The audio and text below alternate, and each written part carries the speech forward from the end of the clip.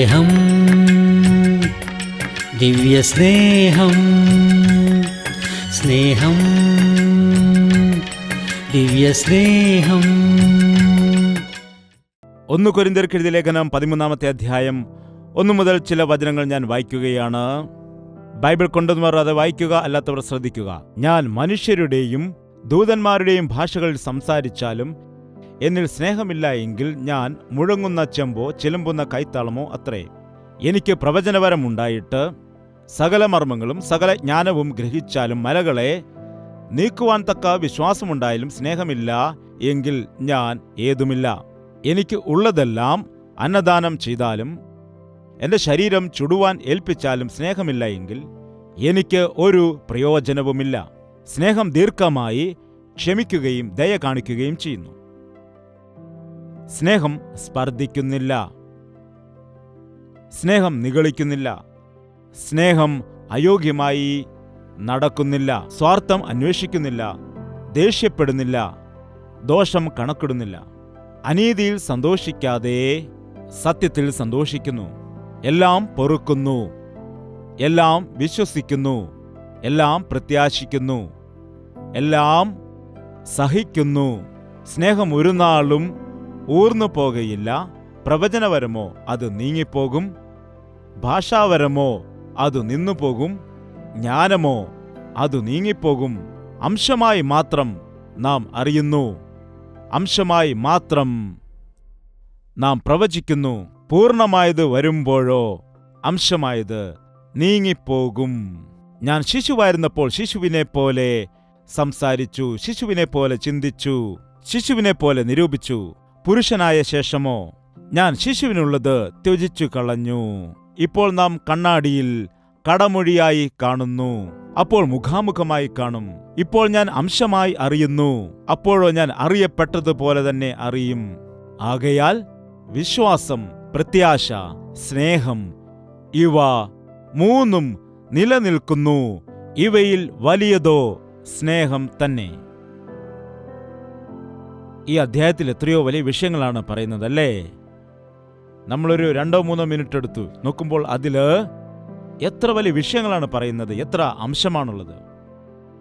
ഒരു news paper വായിക്കുമ്പോൾ കിട്ടുന്നതിനേക്കാൾ കൂടുതലായി, അല്ലെങ്കിൽ നാം ഒരു വലിയ പുസ്തകം വായിക്കുകയാണെങ്കിൽ ഒരു 1000 പേജുള്ള പുസ്തകം വായിക്കുമ്പോൾ കിട്ടുന്നതിനേക്കാൾ ഇവിടെ നാം വായിച്ചതായ 13 വാക്യങ്ങളിൽ സ്നേഹത്തെക്കുറിച്ച് വിശുദ്ധ പൗലോസ് എഴുതിയിരിക്കുന്നതായ വിഷയം പഠിക്കുമ്പോൾ അതെത്രയോ ശ്രേഷ്ഠമാണ്. ക്രിസ്തീയ വിശ്വാസത്തിന്റെ സാരാംശം സ്നേഹമാണ്. RRK മൂർത്തി എന്ന ദൈവദാസൻ പറഞ്ഞു, ഈ വേദപുസ്തകം നാം എടുത്തിട്ട് അതിനെ പിഴിയുകയാണെങ്കിൽ അതിൽ നിന്ന് വരുന്നതായ ആ സത്ത് സ്നേഹമായിരിക്കുമെന്ന്. തന്റെ ഏകജാതനായ പുത്രനെ ലോകത്തിലേക്ക് അയക്കുവാൻ തക്കവണ്ണം ദൈവം ലോകത്തെ എത്രയോ സ്നേഹിച്ചു. ക്രിസ്തു നമ്മെ ഒരുപാട് സ്നേഹിച്ചതുകൊണ്ടാണ് തന്റെ പ്രാണൻ നമുക്ക് വേണ്ടി ക്രൂശിൽ ഏൽപ്പിച്ചു കൊടുത്തത്. ഈ വിഷയമാണ് പഴയ നിയമ പുസ്തകത്തിലുള്ളതായ ഭക്തിയുടെ വിഷയം. 10 കൽപ്പനകളെ യേശുക്രിസ്തു 2 കൽപ്പനകളായിട്ട് ചുരുക്കി, നിന്റെ ദൈവമായ കർത്താവിനെ പൂർണ്ണ ഹൃദയത്തോടെ, പൂർണ്ണ മനസ്സോടുകൂടി, പൂർണ്ണ ശക്തിയോടുകൂടി സ്നേഹിക്കുക, നിന്നെപ്പോലെ നിന്റെ അയൽക്കാരനെയും സ്നേഹിക്കുക, സ്നേഹിക്കുക, സ്നേഹിക്കുക. സ്നേഹം. ഞാൻ ദൂതന്മാരുടെ ഭാഷയിൽ സംസാരിച്ചാലും എന്നിൽ സ്നേഹമില്ലെങ്കിൽ അത് വൃഥാവാകുന്നു. ചുടുവാൻ വേണ്ടി എന്റെ ശരീരത്തെ ഏൽപ്പിച്ചു കൊടുത്താലും എന്നിൽ സ്നേഹമില്ലെങ്കിൽ അത് വ്യർത്ഥമാകുന്നു. എനിക്ക് പ്രവചനവരമുണ്ട് എങ്കിലും എന്നിൽ സ്നേഹമില്ലെങ്കിൽ അതും വ്യർത്ഥമത്രേ. നോക്കൂ, ഇന്ന് അനേകർ ദൈവത്തിന്റെ വേല ചെയ്യുന്നത് സ്നേഹം കൂടാതെയാണ്. ദൈവത്തെ സ്നേഹിക്കുന്ന ഒരു വ്യക്തി ദൈവത്തെ സ്നേഹിച്ചുകൊണ്ടാണ് ദൈവത്തിന്റെ വേല ചെയ്യേണ്ടതല്ലാതെ ഒരു ഡ്യൂട്ടിയായിട്ടോ, ഒരു ലാഭത്തിനു വേണ്ടിയോ, ഒരു ശമ്പളത്തിനു വേണ്ടിയോ, ഒരു പുകഴ്ചയ്ക്ക് വേണ്ടിയോ നാം ദൈവത്തിന്റെ വേല ചെയ്താൽ അത് അനുഗ്രഹമാകില്ല. 1000 പ്രസംഗം ഞാൻ പ്രസംഗിച്ചാലും എന്നിൽ സ്നേഹമില്ല എങ്കിൽ ഈ ജയ്പോൾ വ്യർത്ഥനാണ്. എത്ര TV പ്രോഗ്രാമുകൾ ചെയ്താലും എന്നിൽ സ്നേഹമില്ല എങ്കിൽ അവയെല്ലാം വ്യർത്ഥമാണ്. എത്രയോ പാട്ടുകൾ പാടുന്നുണ്ട്, സ്നേഹത്തെക്കുറിച്ച് പാടുന്നുണ്ട്, എന്നാൽ ജീവിതത്തിൽ സ്നേഹമില്ല എങ്കിൽ അത് വ്യർത്ഥമാണ്. ഇന്നുള്ള ക്രിസ്തീയ ലോകം സ്നേഹത്തിന്റെ വിഷയത്തെക്കുറിച്ച് മനസ്സിലാക്കുന്നില്ല.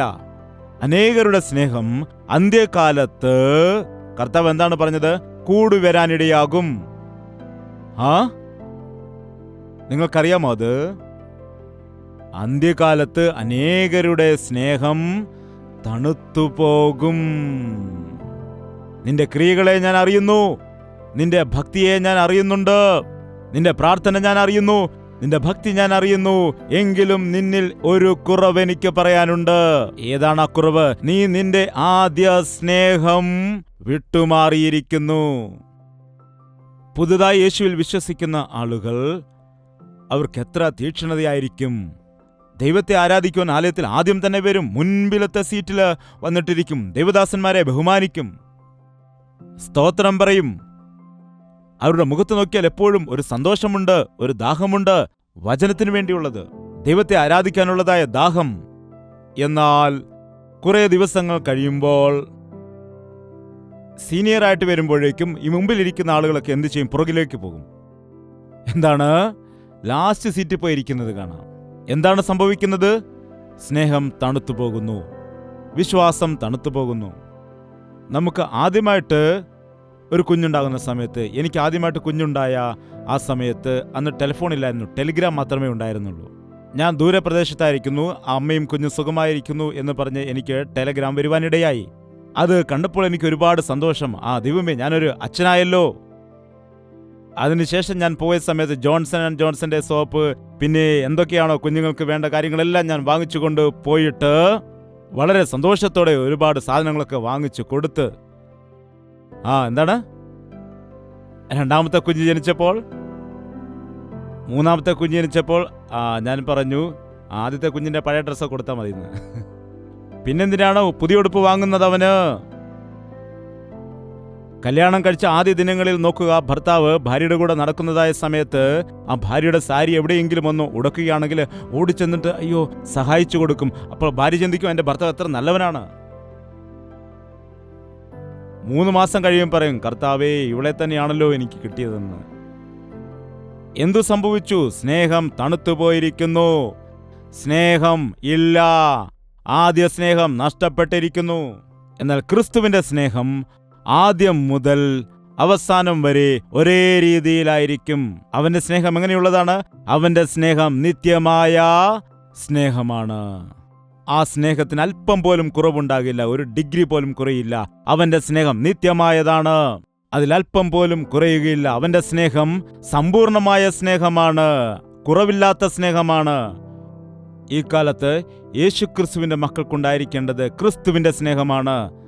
നമ്മുടെ വേദപുസ്തകത്തിൽ എല്ലാത്തിനെക്കുറിച്ചും സ്നേഹം സ്നേഹം സ്നേഹമെന്നാണ് പറയുന്നത്.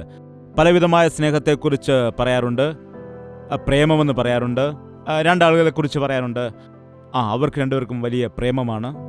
എന്നാൽ ഗ്രീക്ക് ഭാഷയിൽ നോക്കുകയാണെങ്കിൽ സ്നേഹത്തിന് 4 വിഭാഗങ്ങൾ കാണാൻ കഴിയും.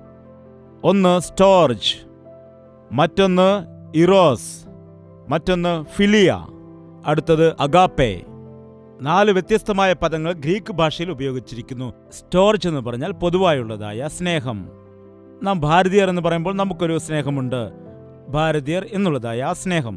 ഇവിടെ നാം അത് മനസ്സിലാക്കില്ല. നാം അമേരിക്കയിലോ വിദേശ രാജ്യങ്ങളിലൊക്കെ പോകുമ്പോൾ, ചൈനയിൽ പോകുമ്പോൾ, അല്ലെങ്കിൽ ജപ്പാനിൽ ചെന്നിട്ട് അവിടെ നൽകുന്ന ആഹാരങ്ങൾ കഴിക്കുന്നതിന് ബുദ്ധിമുട്ടായിട്ട് ആ ഹോട്ടലിൽ എന്താണ് ഓർഡർ ചെയ്യേണ്ടതെന്ന് അറിയാൻ കഴിയാതെ അവർ ചൂം ചാ എന്നൊക്കെ പറയുന്ന കേൾക്കുമ്പോൾ, നമുക്കൊന്നും മനസ്സിലാകാതെ ഇരിക്കുന്നതായ സമയത്ത്, എന്തു ചെയ്യണമെന്ന് അറിയാൻ കഴിയാതെ ഇരിക്കുമ്പോൾ, ഏതെങ്കിലും ഒരു മലയാളി വന്നിട്ട് എന്താണ് വേണ്ടത് സാർ എന്ന് ചോദിച്ചാൽ, അയ്യോ രക്ഷപ്പെട്ട്, അങ്ങ് മലയാളിയാണോ? ഞാനും മലയാളിയാണ്. ഏത് നാട്ടുകാരനാണ്? ദൈവമേ. അപ്പോൾ നമ്മൾ പെട്ടെന്ന് പരിചയപ്പെട്ട് കൈ കൊടുക്കുവാനിടയാകും. എന്നാൽ ഇവിടെ ആയിരിക്കുമ്പോൾ നാം അങ്ങനെ സ്നേഹിക്കത്തില്ല. അതുകൊണ്ടാണ് നാം ഭാരതീയരാണ്. അതുപോലെ മൃഗങ്ങളെ നോക്കിയാൽ പോലും അതിൻ്റെ വർഗത്തിൽ കാണുന്നതായ ജന്തുക്കളെ, മൃഗങ്ങളെ കാണുമ്പോൾ അതിനൊരു പ്രത്യേക സ്നേഹമുണ്ട്. ഒരു പശുക്കുട്ടി പശുവിൻ്റെ അടുക്കൽ വന്നിട്ട് ചുറ്റും നടക്കുന്ന പോലെ, അതെന്താണ്? സാധാരണമായിട്ടുള്ളതൊരു സ്നേഹമാണ്, സ്വാഭാവികമായിട്ടുള്ളതായ ഒരു വർഗസ്നേഹം. അതിൽ നമുക്ക് വലിയ ശ്രേഷ്ഠതയൊന്നും കാണാൻ കഴിയത്തില്ല. അത് സ്വാഭാവികമായി വരുന്ന സ്നേഹമാണ്. അതിനെ സ്റ്റോർജ് എന്ന് വിളിക്കും. രണ്ടാമത് എറോസ്. എറോസ് എന്ന് പറഞ്ഞാൽ യൗവനക്കാരുടെ ഇടയിൽ, ടീനേജ് പ്രായത്തിൽ, സാധാരണയായി സ്വാഭാവികമായിട്ട് ബാല്യകാലം കഴിഞ്ഞ് യൗവനത്തിലേക്ക് കാൽ വയ്ക്കുന്നതായ അതേ സമയത്ത് കൗമാരപ്രായക്കാരിൽ ഉണ്ടാകുന്നതായ ഒരു ആകർഷണം, അതായത് ഓപ്പോസിറ്റ് സെക്സിനോട് തോന്നുന്നതായിട്ടുള്ളതായ ഒരു ആകർഷണം, ഒരു ഇഷ്ടം എന്നൊക്കെ പറയാൻ കഴിയും. അതിനെ എറോസ് എന്ന് വിളിക്കാം. യൗവനപ്രായത്തിൽ അനേകം കുട്ടികൾ പ്രേമിക്കുന്ന കാര്യം നമുക്ക് എല്ലാവർക്കും അറിയാവുന്നതാണ്. പ്രേമത്തിൽ വീണെന്നാണ് പലരും പറയാറുള്ളത്. ഒരുത്തൻ ഒരു ദിവസം പറയാണ്, എനിക്ക് ജീവിക്കാൻ ആഗ്രഹമില്ല. എന്തിനാണെന്ന് ചോദിച്ചപ്പോൾ പറയാണ്, ലവ് ഫെയിലിയർ ആയി പോയി എന്ന്. ഞാൻ പറഞ്ഞു, ബൈബിൾ പറയുന്നു ലവ് നെവർ ഫെയിൽസ് എന്ന്. എന്താണ് വചനം എന്ത് പറയുന്നു? യേശു കർത്താവ് എന്താണ് പറഞ്ഞത്? സ്നേഹം മരിക്കുകയില്ല, മാറുകയില്ല. സ്നേഹമാണ് ജയിക്കുന്നത്, സ്നേഹം പരാജയപ്പെടില്ല. എന്നാൽ ഇവിടെ സ്നേഹം പരാജയപ്പെടുന്നു എന്ന് പറയുമ്പോൾ അത് യഥാർത്ഥ സ്നേഹമല്ല, അത് എറോസാണ്. ഒരു രീതിയിലുള്ളതായ ആകർഷണം, ഒരു രീതിയിലുള്ളതായ ഇഷ്ടമാണ്. അത് യൗവനക്കാരുടെ ഇടയിൽ സ്വാഭാവികമായിട്ടുണ്ടാവുകയും പോവുകയും ചെയ്യുന്നതാണ്. മൂന്നാമത്തെ സ്നേഹമാണ് ഫിലിയ. ഫിലിയ എന്ന് പറഞ്ഞാൽ നമുക്ക് മറ്റുള്ളവരോട് തോന്നുന്നതായ ഫ്രണ്ട്ഷിപ്പ്, സ്നേഹം, അതാണ് ഫിലിയ. ഒരു ഹോട്ടലിൽ ബിരിയാണി കഴിക്കാൻ പോകുന്നു വിചാരിക്കുക. അപ്പോൾ വേറൊരു വ്യക്തിയെ കാണുന്നു. എവിടെ പോകുന്നു എന്ന് ചോദിക്കുമ്പോൾ പറയുന്നു, ഞാനും ബിരിയാണി കഴിക്കാൻ പോവുകയാണ്. എനിക്കും വളരെ ബിരിയാണി ഇഷ്ടമാണ് എന്ന് പറയുമ്പോൾ അവർ തമ്മിലൊരു സ്നേഹബന്ധം, ഒരു കൂട്ടുകെട്ടുണ്ടാവുകയാണ്. നമ്മൾ രണ്ടുപേരും ബിരിയാണി ഫ്രണ്ട്സാണ്. അതുപോലെ ഒരു സഹോദരി വസ്ത്രമെടുക്കാൻ വേണ്ടി ഒരു കടയിലേക്ക് പോകുന്നു. അപ്പോൾ മറ്റൊരു സഹോദരിയും അവിടെ വെച്ച് കാണുന്നു. അവർ തമ്മിൽ പരിചയപ്പെടുന്നു, പരസ്പരം അങ്ങനെ സ്നേഹിതരായിട്ട് മാറുന്നു. അതുപോലെ മദ്യപിക്കാൻ പോകുന്ന സമയത്ത് അവർ കൂട്ടുകാരുണ്ട്, ഒരുപാട് പേര്. അവർ തമ്മിൽ വളരെ അടുപ്പമുള്ളവരായിരിക്കും, നല്ല സ്നേഹബന്ധമുള്ളവരുമായിരിക്കും. ഒരേ രീതിയിലുള്ള ഇഷ്ടങ്ങളും അതുപോലെ ആഗ്രഹങ്ങളും അതുപോലെ പലവിധമായ അഭിപ്രായങ്ങളും ഉള്ള ആളുകളുടെ നടുവിൽ വരുന്നതായ ഒരു പ്രത്യേകമായ സ്നേഹം, അതും നിത്യമായിട്ട് നിലനിൽക്കുന്നത് അല്ല. ഈ മൂന്ന് സ്നേഹബന്ധങ്ങളും നിത്യമായിട്ട് നിലനിൽക്കുന്നത് അല്ല. ഒരു രീതിയിൽ പറയുകയാണെങ്കിൽ ഇത് യഥാർത്ഥമായ സ്നേഹബന്ധം അല്ല. എന്നാൽ അഗാപ്പേ, ക്രിസ്തുവിൻ്റെ സ്നേഹം, നിഷ്കളങ്കമായ സ്നേഹം, വിശുദ്ധിയുള്ളതായ സ്നേഹം, ത്യാഗപൂരിതമായ സ്നേഹം, തന്നെത്താൻ സമർപ്പിക്കുന്ന സ്നേഹം, മറ്റുള്ളവർക്ക് വേണ്ടി സഹിക്കുന്നതായ സ്നേഹം, അറിയാമല്ലോ, എല്ലാവരോടും ക്ഷമിക്കുന്നതായ സ്നേഹം, ആരെയും കുറ്റപ്പെടുത്താതെ എല്ലാവരെയും വിശ്വസിക്കുന്നതായ സ്നേഹം, അനീതിയിൽ സന്തോഷിക്കാത്തതായ സ്നേഹം, മര്യാദ വിട്ട് ജീവിക്കാത്തതായ സ്നേഹം, അതാണ് യേശുക്രിസ്തുവിൻ്റെ സ്നേഹം. ഈ ദിവസം നമുക്ക് ഉള്ളത് എങ്ങനെയുള്ള സ്നേഹമാണ്? ഞാൻ പറയട്ടെ, നമ്മുടെ ഇടയിൽ ഒരുപക്ഷെ ഭാരതീയർ എന്നുള്ളതായ സ്നേഹമുണ്ടെങ്കിൽ അതിൽ കവിഞ്ഞ് യേശുക്രിസ്തുവിൻ്റെ സ്നേഹമുണ്ടെങ്കിൽ മാത്രമേ നമുക്ക് യഥാർത്ഥമായിട്ട് ജീവിച്ചു പോകുവാൻ കഴിയുകയുള്ളൂ. അതുപോലെ നാം എറോസ് എന്ന് പറയുന്നതായ യൗവനക്കാർ തമ്മിലുള്ളതായ സ്നേഹബന്ധത്തിന് മധ്യയിൽ ക്രിസ്തുവിൻ്റെ സ്നേഹം കൂടി വന്നെങ്കിൽ മാത്രമേ ആ സ്നേഹബന്ധം നിലനിൽക്കുകയുള്ളൂ, അവർക്ക് മുൻപോട്ട് പോകുവാൻ കഴിയുകയുള്ളൂ. മനസ്സിലാക്കണം, യേശുക്രിസ്തുവിൻ്റെ സ്നേഹം മാത്രമാണ് നിത്യവും നിലനിൽക്കുന്നത്. ഒരുപക്ഷെ നിനക്കൊരു വ്യക്തിയോട് ഒരു ഫ്രണ്ട്ഷിപ്പ്, ഒരു സ്നേഹബന്ധമുണ്ട് എങ്കിൽ അത് യേശുവിൻ്റെ സ്നേഹത്തോട് കൂടിയതായ സ്നേഹബന്ധമാണെങ്കിൽ മാത്രമേ അത് നിലനിൽക്കൂ. യോനാഥനും ദാവീദിനും മധ്യ ഉണ്ടായിരുന്നതായ സ്നേഹം പോലെ അത് നിൽക്കുകയുള്ളൂ. നീ രാജാവായിക്കൊള്ളൂ, ഞാൻ ഉപമന്ത്രി ആയിക്കൊള്ളാമെന്ന് ആരാണ് പറയുന്നത്? നീ മുകളിലിരിക്കൂ, ഞാൻ താഴെ ഇരിക്കാമെന്ന് ആര് പറയാനിടയാകും? രാജകുമാരനായിരിക്കുന്നതായ യോനാഥാന് രാജാവായി അഭിഷേകം ചെയ്തതായ ദാവീദിനെ കാണുമ്പോൾ ഹൃദയം വേദനിക്കുകയാണ് ചെയ്യേണ്ടത്. എന്റെ ശത്രുവാണ് നീ, എനിക്കെതിരാണു നീ, എന്റെ സ്ഥാനം തട്ടിയെടുക്കുവാൻ വന്ന വ്യക്തിയാണെന്ന് പറഞ്ഞുകൊണ്ട് അവനെ വെറുക്കുകയാണ് യഥാർത്ഥത്തിൽ ചെയ്യേണ്ടത്. എന്നാൽ യോനാഥൻ ദാവീദിനെ തന്റെ പ്രാണനെ പോലെ സ്നേഹിക്കാനിടയായി. കാരണം അവരുടെ മധ്യയിൽ ഉണ്ടായിരുന്നത് ദൈവത്തിന്റെ സ്നേഹമായിരുന്നു. സ്നേഹിതരായിരിക്കുന്നതായ നിങ്ങളുടെ മധ്യയിൽ ദൈവത്തിന്റെ സ്നേഹമുണ്ടെങ്കിൽ മാത്രമേ അത് നിലനിൽക്കുന്ന യഥാർത്ഥ സ്നേഹമാകൂ. ഭാര്യ ഭർത്താക്കന്മാരായിരിക്കുന്ന നിങ്ങളുടെ മധ്യയിൽ യഥാർത്ഥമായ ദൈവസ്നേഹം കടന്നു വരുമ്പോൾ മാത്രമേ നിങ്ങളുടെ ബന്ധം, നിങ്ങളുടെ സ്നേഹബന്ധം അത് നിത്യമായി നിലനിൽക്കുകയുള്ളൂ. ഇന്ന് അറേഞ്ച് മാരേജ് ചെയ്യുന്നവർക്കും വഴക്കാണ്, സ്നേഹിച്ച് കല്യാണം കഴിച്ചവരുടെ ഇടയിലും വഴക്കില്ലേ? ഇല്ലേ? വഴക്കാണ്. കാരണം അത് യഥാർത്ഥ സ്നേഹമല്ല.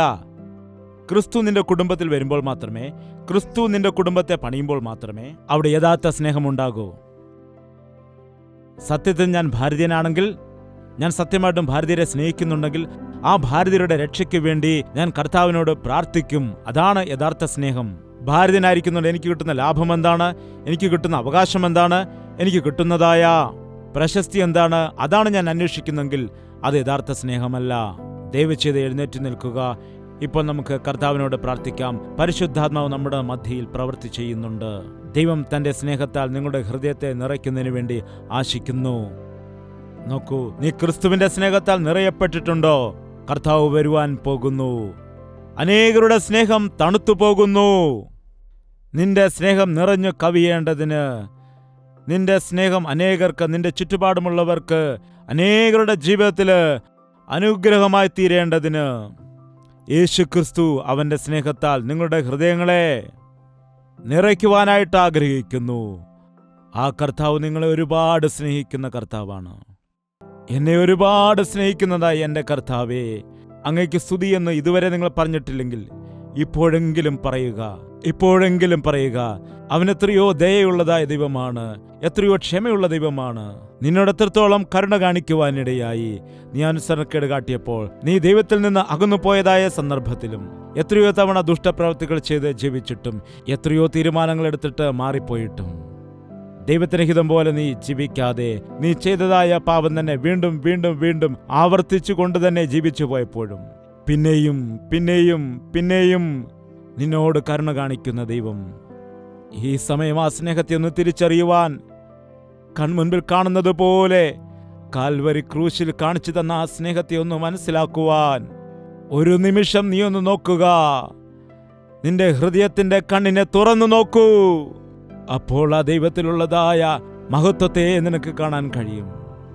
അവന്റെ സ്നേഹത്തിന്റെ മാധുര്യത്തെ നിനക്ക് അനുഭവിക്കുവാൻ കഴിയും. അവൻ നിന്നെ എത്രത്തോളം സ്നേഹിക്കുവാനിടയായി എന്ന് നിനക്ക് മനസ്സിലാക്കുവാൻ കഴിയും. ഈ ലോക സ്നേഹങ്ങളെല്ലാം തന്നെ ചപ്പും ചവറുമാകുന്നു. അത് വ്യർത്ഥമായ സ്നേഹമാണെന്നും ശാശ്വതമായ നിത്യമായിട്ടുള്ളതായ സ്നേഹം യേശുക്രിസ്തുവിന്റെ സ്നേഹം മാത്രമാണെന്ന് നിനക്ക് മനസ്സിലാക്കുവാനും കഴിയും. മനുഷ്യരിൽ ആശ്രയിച്ച് വഞ്ചിക്കപ്പെട്ടുപോയി, മനുഷ്യന്റെ സ്നേഹത്തിൽ വിശ്വസിച്ച് ചതിക്കപ്പെട്ടുപോയി. ഇനി മതിയാക്കൂ.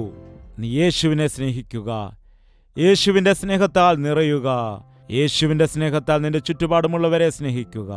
അപ്പോഴേ അവന്റെ രാജ്യം പണിയപ്പെടുകയുള്ളൂ.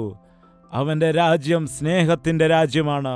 അത് മത്സരത്തിന്റെ ഒരു രാജ്യമല്ല, അത് ബന്ധനത്തിന്റെ രാജ്യമല്ല, അത് വാളുകൊണ്ടും പോരാട്ടം കൊണ്ടും യുദ്ധം കൊണ്ടും നേടിയെടുക്കുവാൻ കഴിയുന്നതായിട്ടുള്ള രാജ്യമല്ല. കഷ്ടതയെ സഹിക്കുമ്പോൾ, നിന്ദകൾ സഹിക്കുമ്പോൾ, മറ്റുള്ളവരുടെ ഉപദ്രവം സഹിച്ച് മറ്റുള്ളവർക്ക് വേണ്ടി പ്രാർത്ഥിക്കുമ്പോൾ, അവരെ സ്നേഹിക്കുമ്പോൾ ലഭിക്കുന്ന രാജ്യമാണ്. അത് ദയയുള്ള രാജ്യമാണ്, സ്നേഹമുള്ള രാജ്യമാണ്, സ്വാർത്ഥമായി ചിന്തിക്കാത്ത സ്നേഹമാണ്, അനീതിയിൽ സന്തോഷിക്കാത്തതാകുന്നു ഈ യേശുവിൻ്റെ സ്നേഹത്തിൻ്റെ രാജ്യം. ആ സ്വർഗീയ രാജ്യത്തിൽ നാം ചേരണമെന്നുണ്ടെങ്കിൽ ഈ യേശുക്രിസ്തുവിന്റെ സ്നേഹത്തെ രുചിച്ചു നോക്കാതെ എങ്ങനെ തലമുറയായിട്ട് ആ സ്നേഹരാജ്യത്തിൽ നിനക്ക് നിവസിക്കുവാൻ കഴിയും? വിശ്വാസം, പ്രത്യാശ, സ്നേഹം, ഇവ മൂന്നും നിലനിൽക്കുന്നു. ക്രിസ്തീയ ജീവിതത്തിന് ആവശ്യമായിട്ടുള്ള വിശ്വാസം നിന്നിലുണ്ടോ? നിന്റെ ജീവിതത്തിൽ പ്രത്യാശയുണ്ടോ? എല്ലാറ്റിലും പ്രധാനമായിട്ട് ക്രിസ്തുവിന്റെ സ്നേഹത്താൽ നിന്റെ ഹൃദയം നിറഞ്ഞിട്ടുണ്ടോ? വിശ്വാസവും പ്രത്യാശയും കുറഞ്ഞു പോകുന്ന നാളുകൾ വന്നേക്കാം, എന്നാൽ സ്നേഹം നിത്യമായി നിലനിൽക്കുന്നതാകുന്നു. സ്നേഹിക്കുക. ക്രിസ്തുവിന്റെ സ്നേഹത്താൽ നിന്റെ ഭർത്താവിനെ സ്നേഹിക്കൂ. ക്രിസ്തുവിന്റെ സ്നേഹത്താൽ നിന്റെ ഭാര്യയെ സ്നേഹിക്കുക. ക്രിസ്തു തന്റെ സഭയെ സ്നേഹിക്കുവാനിടയായി. അത് ചുളുക്കവും വാട്ടവും ഇല്ലാതിരിക്കുന്നതിന് വേണ്ടി തന്നെ താൻ ഏൽപ്പിച്ചു കൊടുക്കുവാനിടയായി. നിന്റെ ഭാര്യയ്ക്ക് വേണ്ടി നീ എന്ത് കഷ്ടതയാണ് സഹിച്ചത്? നിന്റെ ഭർത്താവിന് വേണ്ടി നീ എന്ത് ബുദ്ധിമുട്ടാണ് സഹിച്ചത്? നിന്റെ മക്കൾക്ക് വേണ്ടി നീ എന്താണ് സഹിച്ചിരിക്കുന്നത്? ക്രിസ്തുവിന്റെ സ്നേഹം നിന്നിൽ ഉണ്ടെങ്കിൽ, ക്രിസ്തുവിന്റെ സ്നേഹത്താൽ നീ നിറഞ്ഞിരിക്കുന്നുണ്ടെങ്കിൽ, ആ സ്നേഹത്താൽ നിന്റെ കുടുംബത്തെ പണിയുവാനിടയാകും. നിന്റെ ഭർത്താവിനെ ക്രിസ്തുവിന് വേണ്ടി നേടിയെടുക്കാനിടയാകും. നിന്റെ ഭാര്യയെ ആത്മീയമായി വളർത്തുവാനിടയാകും. നിന്റെ മക്കളെ ദൈവത്തിന്റെ രാജ്യത്തിന്റെ അവകാശികളാക്കി മാറ്റുവാൻ കഴിയും. ദൈവമേ, നിന്റെ സ്നേഹത്താൽ ഞങ്ങളെ നിറയ്ക്കണമേ, നിന്റെ സ്നേഹത്താൽ ഞങ്ങളെ നിറയ്ക്കണമേ എന്ന് പ്രാർത്ഥിക്കാം. പ്രാർത്ഥന. പരിശുദ്ധനായ സ്നേഹമുള്ള പിതാവേ, ഒരിക്കൽ കൂടി നിന്റെ സന്നിധിയിലേക്ക് ഞങ്ങൾ കൂടി വരികയാണ്. കരങ്ങൾ ഉയർത്തിക്കൊണ്ട് അങ്ങയോട് പ്രാർത്ഥിക്കുകയാണ്, അങ്ങയുടെ മുൻപിൽ സമർപ്പിക്കുകയാണ്. നിന്റെ സ്വർഗീയ സ്നേഹത്താൽ ഞങ്ങളെ നിറയ്ക്കുന്നതിനായിട്ട് അങ്ങയോട് കരങ്ങൾ ഉയർത്തി അപേക്ഷിക്കുകയാണ്. ഞങ്ങളിലുള്ള ദുഷ്ടത, ഞങ്ങളിലുള്ളതായ ദേഷ്യം, ഞങ്ങളിലുള്ളതായ നീരസം, ഞങ്ങളിലുള്ളതായ പിശാചിന്റെ സ്വഭാവത്തിൽ നിന്ന് ഞങ്ങളെ വിടുവിക്കുമാറാകണമേ. നിന്റെ സ്നേഹത്താൽ ഞങ്ങളെ അഭിഷേകം ചെയ്യണമേ. ആ കാൽവരി സ്നേഹത്താൽ ഞങ്ങളെ അഭിഷേകം ചെയ്യണമേ. ആ നിർദോഷവും നിഷ്കളങ്കവുമായ ആ സ്നേഹത്താൽ ഞങ്ങളെ നിറയ്ക്കണമേ അപ്പാ. ഈ ലോകത്തിൽ എവിടെ നോക്കിയാലും സ്നേഹമില്ല കർത്താവേ. ഭാര്യാഭർത്താക്കന്മാരുടെ ഇടയിൽ സ്നേഹമില്ല, മാതാപിതാക്കൾക്കും മക്കൾക്കും ഇടയിൽ സ്നേഹമില്ല, സ്നേഹിതരുടെ മധ്യയിൽ സ്നേഹമില്ല. ഈ ലോകത്തിൽ എവിടെ നോക്കിയാലും ഹിംസയാണ് കർത്താവേ. എവിടെ നോക്കിയാലും ശത്രുതയാണ്. എവിടെ നോക്കിയാലും ഒരാൾ മറ്റൊരാളെ ഉപദ്രവിക്കുന്നതാണ് കാണുന്നത്. കലഹിക്കുകയും അസൂയപ്പെടുകയും മത്സരിക്കുകയും ചെയ്യുന്നതാണ് കർത്താവെ കാണുന്നത്. ദേഷ്യം പ്രകടിപ്പിക്കുന്നതാണ് കാണുവാൻ സാധിക്കുന്നത്. ഒരാൾ മറ്റൊരാൾക്കെതിരെ ദോഷം ചെയ്യുകയല്ലാതെ യേശുവിൻ്റെ സ്നേഹത്താൽ നിറഞ്ഞ് അവരുടെ മുറിവുകളെ കെട്ടുന്നവരെ കാണുന്നില്ല കർത്താവെ. സ്നേഹം കൊണ്ട് ആശ്വസിപ്പിക്കുന്നവരെ കാണുന്നില്ല, ബലപ്പെടുത്തുന്നവരെ കാണുന്നില്ലപ്പാ. എല്ലാവരും ചതിക്കപ്പെട്ട് വെറുപ്പിനാലും വിദ്വേഷത്താലും നിറഞ്ഞ് ജീവിക്കുന്നതാണ് കർത്താവെ കാണുന്നത്. ഭാര്യ ഭർത്താക്കന്മാരുടെ ഇടയിൽ സ്നേഹമില്ലാതെ എല്ലാ ദിവസവും കലഹിക്കുകയാണ് ചെയ്യുന്നത്. അനേകം കുടുംബങ്ങളിൽ നിന്ന് നോക്കുമ്പോൾ ശത്രുതയും പിണക്കവും ഭിന്നതയും കലഹവും ആകുന്നു. പിശാചിന്റെ പ്രവൃത്തികളാണ് കർത്താവെ നടക്കുന്നത്. നസ്രയനായ യേശുക്രിസ്തുവിന്റെ നാമത്തിൽ അങ്ങനെയുള്ളതായ കുടുംബങ്ങളെ വിടുവിക്കുകയാണ് കർത്താവേ. ഞങ്ങളുടെ ഹൃദയം പിശാചിന്റെ പണിശാലയാകാതെ നിന്റെ സ്നേഹാലയമാക്കി മാറ്റണമേ അപ്പാ.